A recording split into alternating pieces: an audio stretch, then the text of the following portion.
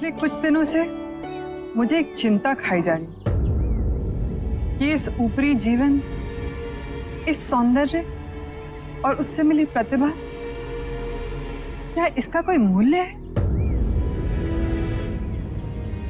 अगर एक दिन ये नहीं रहा तो फिर क्या होगा? धूप भी ढलती है आम्रपाली।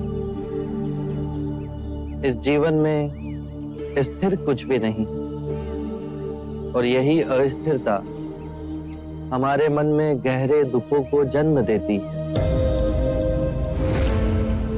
वस्तु या धन का मोह ना हो, परंतु अपने सौंदर्य का मोह हमारे मन की गहराइयों में जड़ पकड़कर बैठा है, जो अहंकार को जन्म देता है, उसे पालता है। परंतु ये क्षणिक है। जब तुम ध्यान में जाओगी तो पाओगी जो नश्वर है, तुम उसे पकड़कर बैठी हो और तुम्हारे दुख धीरे धीरे विलीन होते जाएंगे। ऐसे सुख की अनुभूति होगी जिसे ना कोई काल छीन सकता है, ना ही आयु मिटा सकती है। मैं आपके बताए हुए मार्ग पे चलूंगी। आप मेरे अम्रवन के महल में पधारिए, मैं धन्य हो जाऊंगी। मैं अवश्य आऊंगा। जब आप आम्रपाली से बात कर रहे थे तो उसके रूप का कोई आप पे प्रभाव ही ना पड़ा। आप में अजर चेतना है, पर किसी भिक्षु के समक्ष ऐसी सुंदर स्त्री आ जाए तो किस प्रकार वो आप साथ संभाव उत्पन्न करे। रूप और कुरूप, ये दोनों ही विभाजन हमारे मन ने ही बनाए हैं। ये उन्हीं 5 तत्वों से मिलकर बना है जिससे सारी सृष्टि बनी है। यदि हम एक कलाकार की दृष्टि से देखें तो कोई भी वस्तु अद्भुत और कोई भी वस्तु कुरूप भी दिख सकती है। ये बादल, ये हवा, ये सूर्य की किरणें, पतझड़ में सुनहरे वृक्ष और ये बांस का मनोरम वन, सब सुंदर है।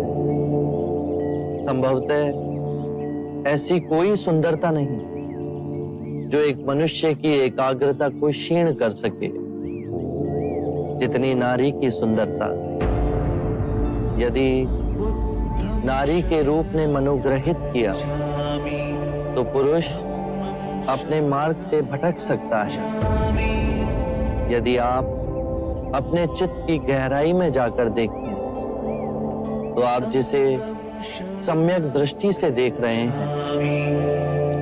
वो दोनों कभी आपको अपने मोह में नहीं बांध सकेंगे। फिर सौंदर्य क्या है बुद्ध? सौंदर्य जो अमिट है, जो कभी दुखों का कारण नहीं बनेगा, वो करुणामयी, मुक्त हृदय, कभी भी कार्य कारण से बंधा नहीं होता। वो हृदय जिसमें शांति और आनंद का भाव हो, वही परम सत्य है। बस अभ्यास करो, ये द्वार सबके लिए खुले हैं। बस पहला पग आपको स्वयं उठाना है।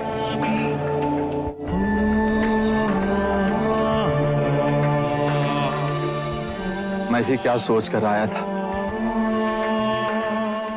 और देखो क्या हो रहा है। मैं बुद्ध को कपिल वस्तु ले जाने आया था, पर अब मैं स्वयं यहीं रहना चाहता हूं, आपके संग में, आपका भिक्षु बनकर। आप मुझे भिक्षु बनाएंगे ना? अवश्य। कपिल वस्तु जाने के बाद